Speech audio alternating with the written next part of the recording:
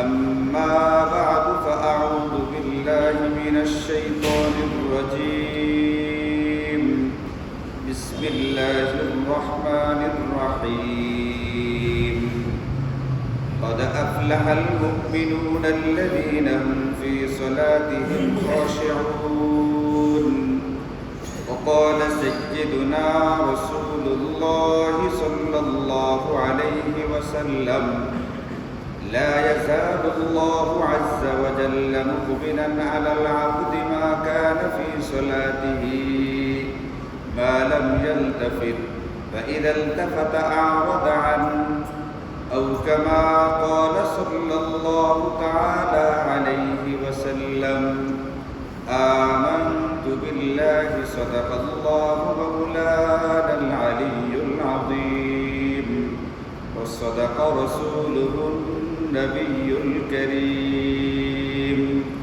ونحن على ذلك لمن الشاهدين والشاكرين والحمد لله رب العالمين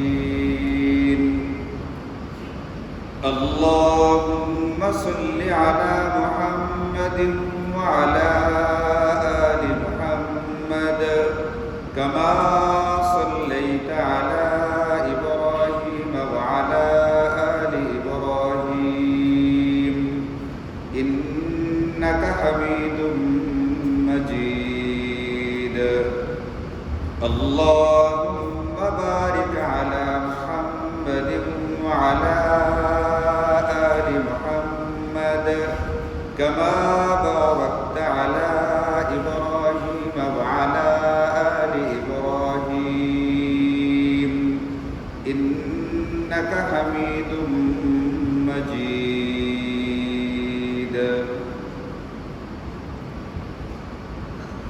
الحمد لله আল্লাহ পাকের মেহেরবানিতে আমরা শুনছি আল্লাহ তাআলা কুরআন কারীমে ইরশাদ করেছেন মানুষ যদি মেহনত করে ফিকির করে 8টি গুণ অর্জন করে ফেলতে পারে তাহলে আল্লাহ পাকের ঘোষণায় সেই ব্যক্তিটা সফল।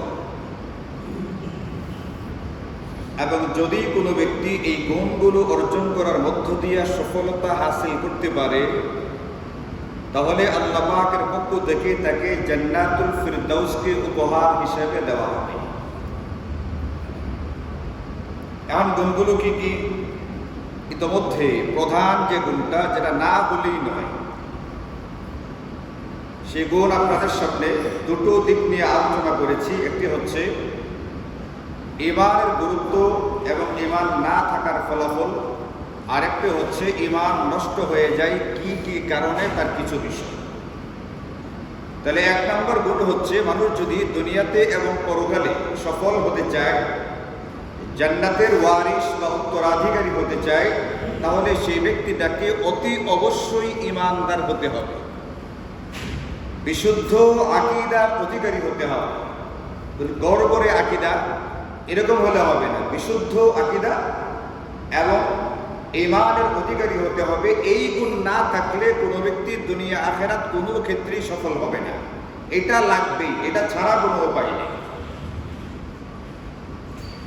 এই যে 1 নম্বর গুণ, যেটা ঈমান এবং বিশুদ্ধ আকীদা, এটা নিয়ে আমরা গত 2 সপ্তাহে আলোচনা করার চেষ্টা করেছি। মোটামুটি আমাদের নির্ধারিত সময়ের ভিতরে সংক্ষিপ্ত আকারে যতটুকু করা যায়। এই সম্পর্কে আরো বিস্তারিত আলোচনা আছে, বিস্তারিত কথাবার্তা আছে, বহু শাখা প্রশাখা আছে, আকীদার বিষয়গুলো ছড়িয়ে ছিটিয়ে আছে বিভিন্ন ক্ষেত্রে। এই সবগুলোর ক্ষেত্রে আমার ইলম হাসিল করা উচিত, জানা উচিত, যেন সকল ক্ষেত্রেই আমার আকীদা বিশুদ্ধ থাকে, যেহেতু আমার পরকালীন মুক্তির জন্য এটা ছাড়া কোনো গত্যন্তর নেই। আজকে আমরা ইনশাআল্লাহ আল্লাহ পাকের তৌফিক হলে দ্বিতীয় যে গুণটা, এবং এখানে প্রথম এটাকে উল্লেখ করা হয়েছে, কারণ ঈমানেরটা তো লাগবেই, এটা ছাড়া তো উপায় নাই। এই কারণে এখানে ওটাকে আলাদাভাবে উল্লেখ না করে, ঈমানের কথাটাকে আলাদা উল্লেখ না করে 1 নম্বর উল্লেখ করা হয়েছে দ্বিতীয় গুণটাকে। দ্বিতীয়টাকে 1 নম্বর হিসাবে উল্লেখ করা হয়েছে। আর ঈমানেরটা যেহেতু লাগবেই, এটা ছাড়া কোনো গতি নাই, এই জন্য আলাদা করে ওটার ভিতরে নাম্বার দেওয়াই হয়নি। আমাদের আলোচনার স্বার্থে আমি সাজিয়েছি ওটাকে 1 নাম্বার, আর 2 নাম্বার হচ্ছে আল্লাহ তাআলা বলছেন যে গুণগুলোর বদৌলতে ব্যক্তি সফলতা এবং সফলতার পুরস্কার হিসেবে জান্নাতুল ফিরদাউস হাসিল করবে, সেটা হচ্ছে আল্লাযীনা হুম ফি সালাতিহিম খাশিউন। 2 নাম্বার, যারা তাদের নামাজের মধ্যে খুশু অবলম্বন করে। নামাজের মধ্যে খুশু অবলম্বন করা, এটা হচ্ছে জান্নাতুল ফিরদাউসের মালিক হওয়ার দ্বিতীয় বৈশিষ্ট্য। একজন ব্যক্তি নামাজ পড়তে হবে কিনা এটা এখানে আল্লাহ বলেননি, বলছেন নামাজের ভিতরে খুশু অবলম্বন করতে হবে, তার নামাজের ভিতরে খুশু থাকতে হবে। তা আগে তো বলা দরকার নামাজ পড়লে তখন না নামাজের খুশু। বলে উলামায়ে কেরাম লিখেছেন, মুফাসসিরিনে কেরাম লিখেছেন, নামাজের কথা এই কারণে বলা হয়নি যে নামাজ তো লাগবে। নামাজ যদি কোনো ব্যক্তি না পড়ে তাহলে এই ব্যক্তি জান্নাতের স্বপ্ন দেখবে কিভাবে? পরকালে তার প্রথম হিসাবটা শুরুই তো হবে কি দিয়া? নামাজ দিয়া। নবীজি সাল্লাল্লাহু আলাইহি ওয়াসাল্লাম হাদিসে পাকের মধ্যে ইরশাদ করেন, আউয়ালু মা ইউহাসাবু বিহিল আবদু ইয়াওমাল কিয়ামাতিস সালাহ। কিয়ামতের দিন ব্যক্তির যখন হিসাব নেওয়া শুরু হবে, আল্লাহ পাক যখন হিসাব নিতে শুরু করবেন, তার আমলের মধ্য থেকে সর্বপ্রথম হিসাব নেওয়া হবে তার নামাজে।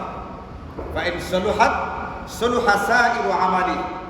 যদি তার নামাজের হিসাবটা ঠিকঠাক থাকে, ধরে নেওয়া হবে অন্যান্য আমলগুলো ঠিকঠাক আছে। আর ফাইন ফাসাদাত ফাসাদা সাইরু আমালি। যদি প্রথম হিসাবের ভিতরে গড়বড় হয়ে যায়, অসুবিধা হয়ে যায়, তাহলে পরের গুলোর ক্ষেত্রেও গড়বড় হবে, এমনটাই প্রবল ধারণার ভিত্তিতে ধরে নেওয়া হবে।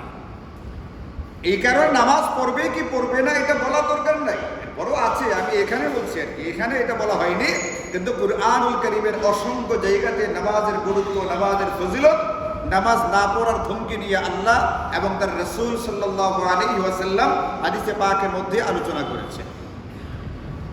নামাজ পড়লে মানুষ জান্নাতে যাবে, কিন্তু জান্নাতুল ফিরদাউসের উত্তরাধিকারী হতে গেলে, জান্নাতুল ফিরদাউসের ওয়ারিস হতে গেলে তার নামাজের সাথে সাথে যেটা লাগবে সেটা হচ্ছে নামাজের ভিতরে খুশু থাকতে হবে।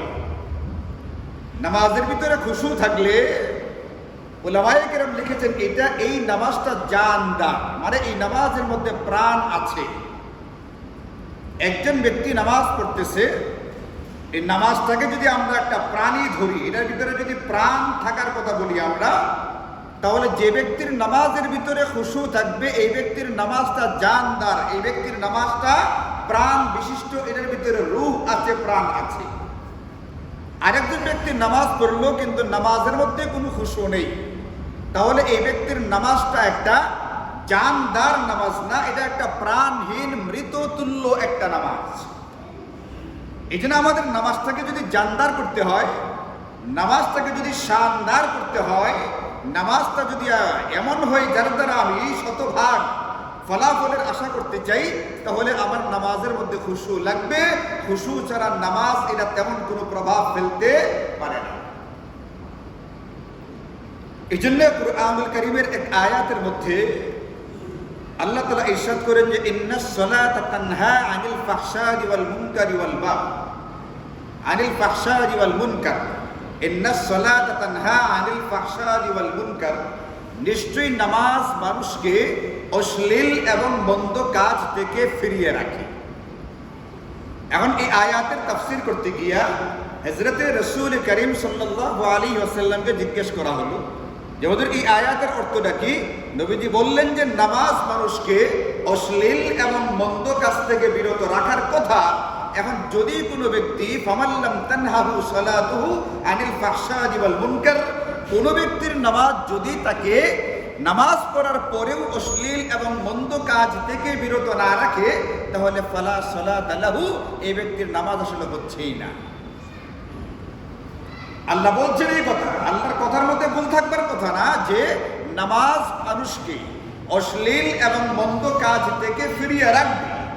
এখন কোনো ব্যক্তি নামাজ পড়ে, নামাজ পড়ার পরেও সে মন্দ কাজ করে, নামাজ পড়ার পরেও সে যদি অশ্লীল কোনো কাজ করে, নামাজ পড়ার পরেও সে যদি 14ই ফেব্রুয়ারিকে গুরুত্ব দেওয়া থাকে, তার মধ্যে যদি পরকীয়ার সমস্যা থেকে থাকে, তার ভিতরে চোখ কান ইত্যাদির যদি কোনো গুনাহের অভ্যাস তার ভিতরে থেকে থাকে, তার ভিতরে যদি চুরি ডাকাতি দুর্নীতি ইত্যাদির কোনো সমস্যা থেকে থাকে, চিন্তায় যদি কোনো সমস্যা থেকে থাকে, অন্যের সম্পত্তি জবরদখল করার কোনো যদি ব্যাপার তার মধ্যে থেকে থাকে, কারো কাছ থেকে টাকা পয়সা নেওয়ার পরে টাকা পয়সা পরিশোধ করবার মতো মানসিকতা যদি তার ভিতরে না থাকে, তার মধ্যে যদি বন্ধুদেরকে ঠকাইবার মতো কোনো চিন্তা থেকে থাকে, তাহলে এই ব্যক্তির নামাজটা তাকে মন্দ কাছ থেকে ফিরাইতে পারলো না। নবীজি বলছেন ফালা সালাতা লাহু, আরে তার নামাজের ভিতরে খুশু না থাকবার কারণে এটা একটা মৃত জিনিস, আর মৃত জিনিস অন্যকে বাধা দিবে কিভাবে? আপনি কি মনে করেন? এদিক দিয়ে মনে করেন যে একটা কিছু আসতে চাইতেছে, সমস্যা সৃষ্টি করতে চাইতেছে, আমি যদি এটাকে ফেরাইতে চাই, বাধা দিতে চাই, তাহলে আমার কি জীবিত থাকা লাগবে না লাগবে না? জীবিত থাকা লাগবে। আমি যদি নিজেই মৃত হয়ে থাকি, আমি আরেকটা জিনিসকে বাধাটা দিব কিভাবে? আমার নামাজ আমাকে মন্দ কাজ থেকে, অশ্লীল কাজ থেকে ফিরাবে, যাবতীয় গুনাহের কাছ থেকে আমাকে ফিরাবে। ফিরাইতে গেলে আমার নামাজটা জানদার এবং শানদার লাগবে, এটার ভিতরে প্রাণ থাকতে হবে। ওলামায়ে কেরাম লিখেছেন বিভিন্ন আয়াত এবং হাদিসের ভিত্তিতে, নামাজের মধ্যে ওই নামাজটা জানদার যে নামাজের ভিতরে খুশু থাকে, আর যে নামাজের মধ্যে খুশু থাকে না ওই নামাজটা মৃত তুল্য একটা নামাজ। এই জন্য আল্লাহ তাআলা কুরআনুল কারীমে দ্বিতীয় গুণ মুমিনদের বলছেন, জান্নাতুল ফিরদাউসের মালিকদের জন্য বলছেন, তোমরা যদি জান্নাতুল ফিরদাউসের ওয়ারিস হতে চাও, জান্নাতুল ফিরদাউসের উত্তরাধিকারিত্ব যদি লাভ করতে চাও, তাহলে জিন্দেগিতে ঈমানের পরে এমন নামাজ বানাও যে নামাজের ভিতরে খুশু থাকবে। এক হাদিসে পাকের মধ্যে হযরত রাসূল করিম সাল্লাল্লাহু আলাইহি ওয়াসাল্লাম ইরশাদ করেন, লা ইয়াজালুল্লাহু আযজা ওয়া জাল্লা মুকবিলান আলাল আবদি মা কানা ফি সালাতিহি। আল্লাহ তাআলা একজন বান্দার প্রতি মনোযোগ দেন, আল্লাহ পাকের রহমত তার দিকে তাকিয়ে থাকে, আল্লাহ পাকের রহমত তার দিকে আসতে থাকে বান্দা যখন নামাজে থাকে। বলে কতক্ষণ? মা লাম ইয়ালতাফিত, যতক্ষণ তার নামাজের ভিতরে খুশু থাকে, যতক্ষণ নামাজের ভিতরে এদিক সেদিক না তাকায়। এদিক সেদিক তাকানোর দ্বারা আরো কিছু বিষয়ের দ্বারা খুশু নষ্ট হয়ে যায়। নবীজি বলেন যতক্ষণ বান্দা এদিক সেদিক না তাকায়, অর্থাৎ যতক্ষণ নামাজের মধ্যে খুশু থাকে ততক্ষণ আল্লাহ পাক তার দিকে মনোযোগী থাকেন। আর যখন নামাজের মধ্যে খুশু না থাকে, ফাইদাল তাফাতা আরাদা আনহু, আল্লাহ পাক তার থেকে মনোযোগকে সরায় নেয়। আপনি চিন্তা করেন, আমি এই আবু সাইদ ভাইকে লক্ষ্য করে সরাসরি কথা বলতেছি, তার দিকে তাকায়া তাকে লক্ষ্য করে কথা বলতেছি। এখন সে যদি আমার কথাটা শুনে, আমি কি বলছি তাকে সম্বোধন করে, তাহলে আমি তাকে কথা বলবো। কিন্তু আমি যদি দেখি আমি এখানকার ইমাম, আমি এখানকার খতিব, আমি আমার একজন মুসল্লিকে লক্ষ্য করে সরাসরি তাকে লক্ষ্য করে কথা বলতেছি, সে আমার কথা মনোযোগ দিয়ে শুনতেছে না, কখনো এইদিকে তাকায় কখনো ওদিকে তাকায়। আচ্ছা হুজুর বলেন, মানে হুজুর বলেন বলে সে অন্যদিকে মনোযোগ ঘুরায় রাখছে। আপনি কি মনে করেন, আমার ভিতরে দিমাগ থাকলে, গায়রাত থাকলে আমি কি তার সাথে কথা বলবো? যে আমার কথা মনোযোগ দিয়ে শুনে না, আমি কি তাকে গুরুত্ব দিয়ে কথা বলবো? আমি তাকে কথা বলবো না, কেউ তাকে কথা বলবে না। এখন আপনি চিন্তা করেন, আমার চেয়ে, আমার আপনার চেয়ে হাজারো লাখো কোটি গুণ বেশি গায়রাতওয়ালা সত্তা হচ্ছেন আল্লাহ। আমি নামাজে দাঁড়াইছি, আল্লাহ পাকের সামনে দাঁড়াইছি, আল্লাহ পাকের গোলামি করবার জন্যে, আল্লাহ পাকের সামনে আনুগত্য দেখাইবার জন্যে। যখন আল্লাহ পাক আমার দিকে মনোযোগ দিচ্ছেন না, কারণ আমি আল্লাহ পাকের দৃষ্টি আকর্ষণের চেষ্টা করেছি নামাজে দাঁড়াইয়া, আল্লাহ পাক যখন দেখলেন যে আমার বান্দা নামাজে দাঁড়াইছে, মানে আমার দিকে তাকাইছে, আল্লাহ পাক তার দিকে দৃষ্টি দেন। দৃষ্টি দেওয়ার পরে যদি দেখেন এই ব্যক্তি নামাজে দাঁড়াইছে ঠিকই, বাস্তবে আল্লাহ পাকের দিকে মনোযোগ নাই, তাহলে আল্লাহ পাক তার থেকে রহমতের দৃষ্টিকে অন্যদিকে ঘুরায় দেয়। এই জন্য নামাজের যে ব্যাপারটা, নামাজের ব্যাপারটার মাধ্যমে একজন ব্যক্তি দুনিয়াতে সফল হবে, পরকালে নাজাত লাভ করবে। নামাজটা ওই রকম নামাজ হবে যে নামাজের ভিতরে খুশু থাকবে। এই জন্য আমাদের নামাজগুলোকে জানদার বানাইতে হলে, আমার নামাজের মাধ্যমে দুনিয়া এবং আখেরাতে কোনো রেজাল্ট বা ফলাফল টেনে আনবার স্বার্থে আমার নামাজটাকে জানদার বানাইতে গেলে এটার ভিতরে খুশু লাগবে। এখন খুশু জিনিসের অর্থটা কি, খুশু ব্যাপারটা কি? এতক্ষণ ধরে খুশু খুশু বলছি, এটা তো বোঝা দরকার জিনিসটা কি জিনিস। ঠিক শাব্দিক অর্থ যদি ধরেন, খুশুর অর্থ হচ্ছে বিনয়। সুতরাং কোনো ব্যক্তি খুশু অবলম্বন করলো মানে বিনয় অবলম্বন করলো। কারো মধ্যে খুশু আছে মানে হচ্ছে ব্যক্তিরা বিনয়ী। এই জন্য উলামায়ে কেরাম তার কিতাবের ভিতরে কোন জায়গাতে শিরোনাম দিচ্ছেন এভাবে, নামাজ একটি বিনয়ের ইবাদত। নামাজ ব্যাপারটাই একটা এরকম ব্যাপার যে এটার ভিতরে সর্বোচ্চ স্তরের বিনয় থাকবে। নামাজের মাধ্যমে বিনয় প্রকাশ করা হবে। আর যে নামাজ বিনয়ের ইবাদত, যে নামাজের ভিতরে গোলামি বা দাসত্ব দেখানো শেখানো হচ্ছে, ওই নামাজই যদি আমার ভিতরে গর্ব আর অহংকারের কোনো নিদর্শন বহন করে, তাহলে এই নামাজ নামাজ না। আমি নামাজ পড়তে গিয়েও যদি কখনো কোনো আচরণের দ্বারা আমি এমন কোনো ভাব দেখাই, এমন কোনো বিষয়কে প্রকাশ করি যার দ্বারা আমার ভিতরে অহংকার কাজ করে, তাহলে এই নামাজ আর নামাজ থাকে না। কারণ নামাজ জিনিসটা হচ্ছে একটা বিনয়ের ইবাদত। নামাজ ব্যাপারটা, পুরা ব্যাপারটা আমাকে বিনয় শেখাবে। আল্লাহ পাকের সামনে হাত বাইরে দাঁড়াইতেছে, আল্লাহ পাকের সামনে আমার মাথাটাকে নত করে দাঁড়াইতে হচ্ছে, আল্লাহ পাকের সামনে রুকু করতে গিয়ে মাথা ঝুঁকাইতে হইতেছে, আল্লাহ পাকের সামনে কুদরতি পায়ে সাজদা করতে গিয়া আমার কপাল নাককে মাটির ভিতরে ঘষাঘষি করতে হইতেছে। আল্লাহ পাকের সামনে দাঁড়াইবার কারণে আমার এদিক সেদিক তাকাইবার কোনো সুযোগ হইতেছে না, নড়াচড়া করবার কোনো ক্ষমতা আমাকে দেওয়া হচ্ছে না। এই সবগুলো বিষয় প্রমাণ করে এটা যে নামাজ একটা বিনয়ের ব্যাপার। সুতরাং আমার নামাজটা এমনভাবে আদায় হবে যে আদায়ের মধ্য দিয়ে প্রকাশ পাবে আমি সর্বোচ্চ স্তরের একজন বিনয়ী, আমার ভিতরে বিনয় আছে। এটাকে বলা হয় থেকে খুশু। এবং যার নামাজের মাধ্যমে বিনয় প্রকাশ পাবে, এই ব্যক্তির নামাজ খুশু ওয়ালি নামাজ। আর যে ব্যক্তির নামাজের ভিতরে বিনয় থাকে না, কোনো না কোনোভাবে অন্য সুবিধা থাকে, এই ব্যক্তির নামাজ খুশু ওয়ালি নামাজ না। সুতরাং নামাজ যদি নামাজের মতো না হয়, এই ব্যক্তি ফলাফল পাবে না।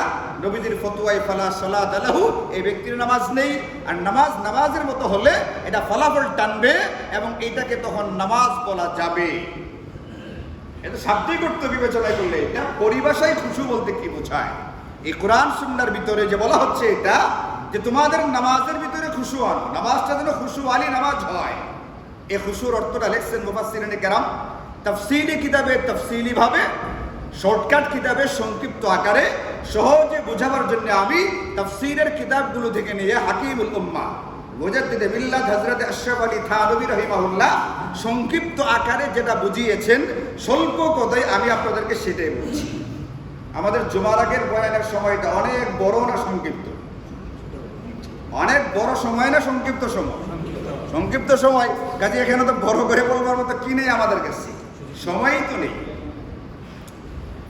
হযরত থানভী রাহমাতুল্লাহি আলাইহি বলছেন খুশু ওয়ালি নামাজ। খুশু বলতে কি বোঝায়? সবগুলো তাফসীরের খুলাসা বা সারাংশ হচ্ছে নামাজের মধ্যে দুটো জিনিসের স্থিরতা লাগবে। দুইটা জিনিসের স্থিরতার নাম হচ্ছে খুশু।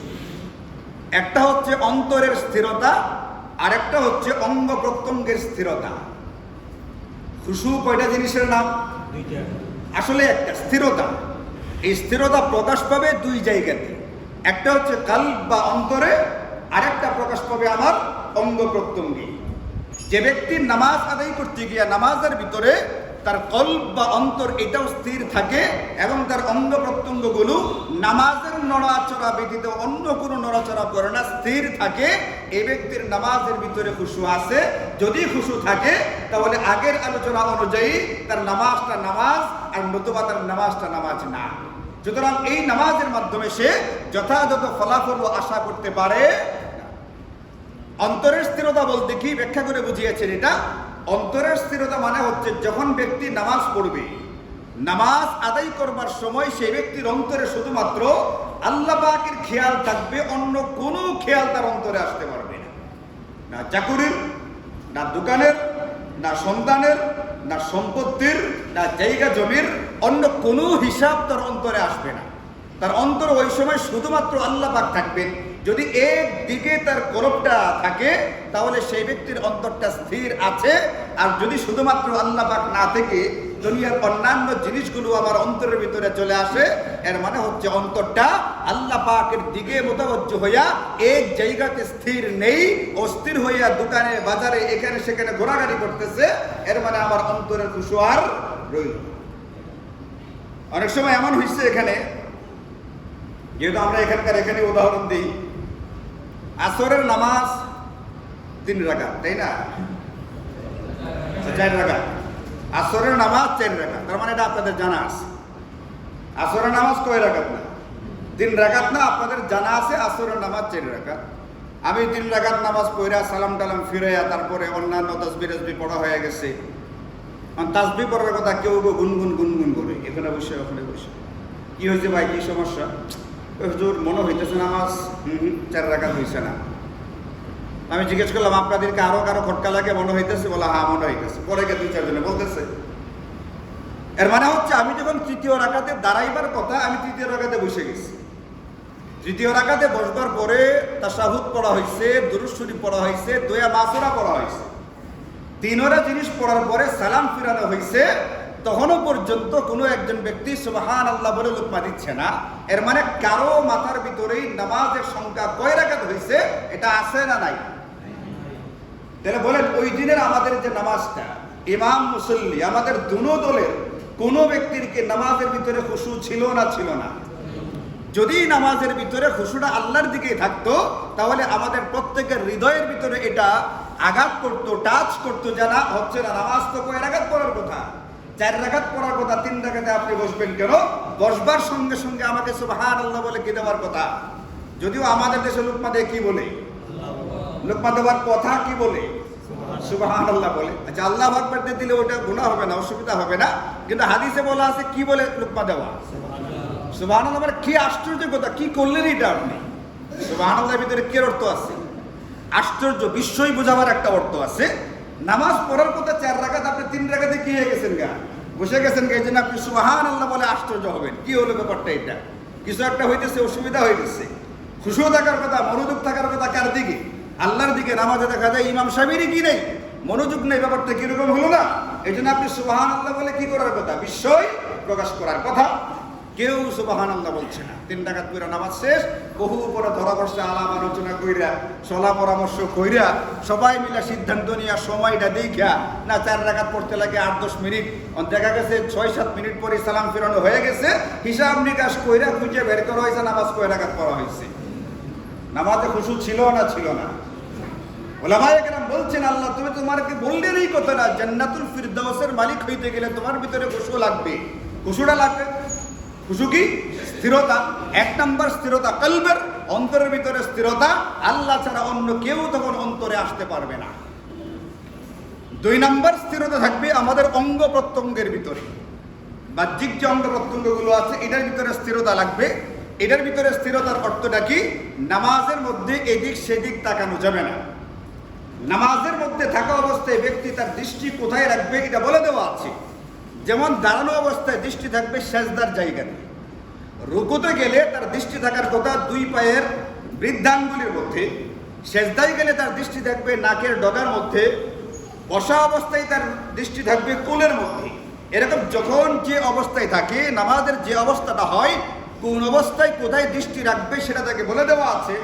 এটা হচ্ছে তার চোখের স্থিরতা, তার অঙ্গ প্রত্যঙ্গের স্থিরতার ভিতরে দৃষ্টি যখন যেখানে রাখবার কথা সেখানে যদি রাখে তাহলে তার ভিতরে স্থিরতা মানে খুশু আছে। আর যদি দৃষ্টি এদিক সেদিক ঘুরে বেড়ায় তার ভিতরে স্থিরতা নেই।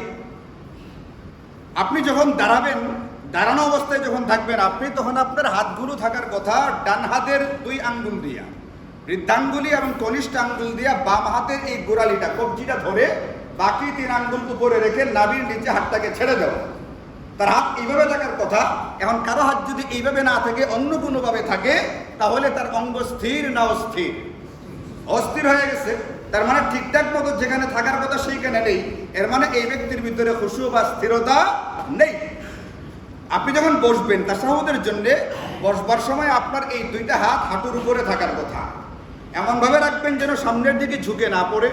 কারণ নামাজি নামাজে যতক্ষণ থাকবে সর্বাবস্থায় তার সব কিছু কিবলার দিকে থাকতে হবে। এই জন্য আপনার হাতের আঙ্গুলগুলো যখন এইভাবে থাকবে, আপনি যদি এটাকে আগে বাড়াইয়া দেন, আঙ্গুলগুলোর দৃষ্টি তখন কোন দিকে? নিচের দিকে থাকার কথা। কোন দিকে? কিবলার দিকে। কিবলার দিকে থাকতে গেলে হাঁটু পর্যন্ত আসবে, আগে বাড়তে পারবে না। এখন আমার হাতটা এইভাবে রাখার কথা। যদি হাতটা একটু আগে বেড়ে যায়, আমার হাতের স্থিরতা আছে না গেছে? আমার হাতের স্থিরতা নেই মানে খুশু নেই, খুশু নেই মানে আমার ভিতরে 8 বৈশিষ্ট্যের এক বৈশিষ্ট্য নেই, আর 8 বৈশিষ্ট্যের একটা নেই মানে হচ্ছে আমি জান্নাতুল ফিরদাউসের ওয়ারিস হওয়ার দাবি করতে পারি। এই জন্য যখন যে অঙ্গটা যেইভাবে রাখবার কথা তখন সেখানে সেটাকে সেইভাবেই রাখতে হবে। আমাদের হাতের আঙ্গুলগুলো 3 ভাবে থাকবে নামাজে, 3 রকম।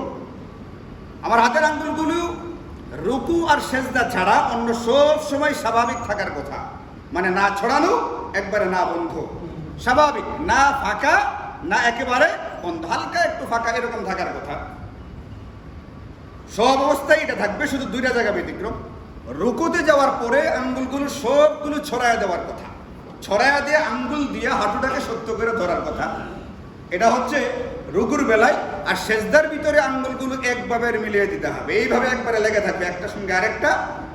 হাতটা এমনভাবে রাখতে হবে যাতে করে 2 বৃদ্ধাঙ্গুলি বরাবর আমার নাকটা পড়ে এবং ওইখানে পড়ে গিয়ে আমার কপালটা যেখানে পড়ার কথা সেখানে পড়বে। আর সেজদায় গিয়ে যদি আমার আঙ্গুলগুলো ছড়ানো থাকে, থাকার কথা হচ্ছে একবারে লেগে লেগে মিলানো অবস্থায় আঙ্গুল আছে কেমনি ছড়ায় ছিটাইয়া, এর মানে আমার স্থির যেটা থাকার কথা অঙ্গ প্রত্যঙ্গ সেটা তার জায়গা মতো নেই। রুকু থেকে ছড়ায় থাকবার কথা, রুকু থেকে আমি মিলায় রাখছি, এর মানে আমার অঙ্গ স্থির নেই। অন্যান্য সবগুলো অবস্থার ভিতরে আঙ্গুলগুলো স্বাভাবিক থাকার কথা, না বেশি ছড়ানো না বেশি মিলানো, এইখানে হেরফের করার দ্বারা আমার অঙ্গ প্রত্যঙ্গ স্থির থাকে নাই। এই জন্যে বুজুর্গানে দ্বীন, উলামায়ে কেরাম, মুফাসসিরিনে কেরাম আমাদেরকে পরিষ্কার বলে দিচ্ছেন এই কথাটা যে নামাজ খুশু আলী হবে, এর মানে হলো তোমার নামাজের ভিতরে স্থিরতা থাকবে। স্থিরতার অর্থ হচ্ছে অন্তরের ভিতরে মনোযোগ একমাত্র আল্লাহর দিকে থাকবে। এই সময় এইখানে অন্য কোনো কিছু ঢুকবে না। যেখানে অন্য কোনো কিছু ঢুকবার সুযোগ নাই, সেখানে ছোট একটা বাচ্চা পিছনে দৌড়াদৌড়ি করছে, এটা ঢুকবার কথা। ছোট একটা বাচ্চা দৌড়াদৌড়ি করছে, ভিতরে ঢুকবার কথা। এর মানে হচ্ছে আমার অন্তরে তখন পর্যন্ত আল্লাহ পাক স্থান করে নেনই নেই, আল্লাহ পাক এখানে আসেনই নাই, এটা খালি ছিল। এই জন্য বাচ্চার আওয়াজ আমার হৃদয়ে ঢুকছে গিয়া।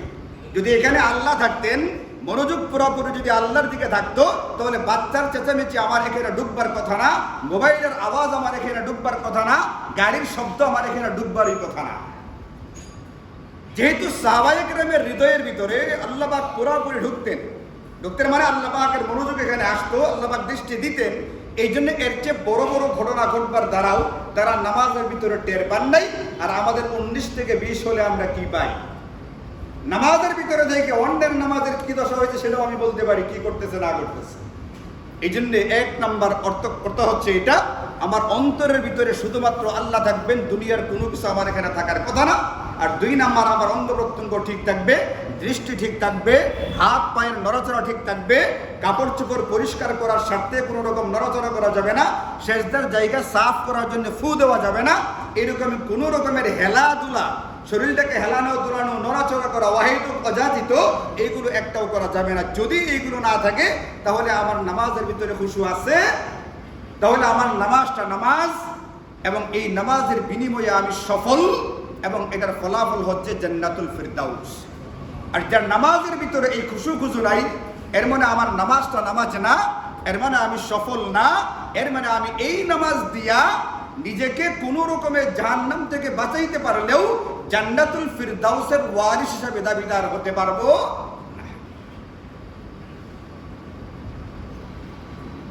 এখন কিভাবে খুশু অর্জন করা যায় এই সম্পর্কে কিছু পরামর্শ দেওয়া আছে, ওটা অন্য কোনো আলোচনায় যদি আল্লাহ পাকের তৌফিক হয়, সুযোগ হয় কোনোদিন আলোচনা করা হবে। আজকে আমাদের দ্বিতীয় যে পয়েন্ট, জান্নাতুল ফিরদাউসের অধিকারী হওয়ার জন্য এটা আলোচনা করা হলো, সেটা হচ্ছে এটা, আমাদের নামাজের ভিতরে খুশু থাকতে হবে। খুশু মানে হচ্ছে বিনয়, খুশু মানে হচ্ছে স্থিরতা। এই স্থিরতা আমাদের অন্তরেও লাগবে, এই স্থিরতা আমাদের অঙ্গ প্রত্যঙ্গের ভিতরেও লাগবে। আল্লাহ তাআলা আমাদেরকে খুশুওয়ালি নামাজকে জানার, শিখার এবং সেইভাবে বাকি জিন্দেগীর নামাজগুলো আদায় করবার তৌফিক দান করুন। ওয়া আখিরু দাওয়ানা আলহামদুলিল্লাহি রাব্বিল আলামিন।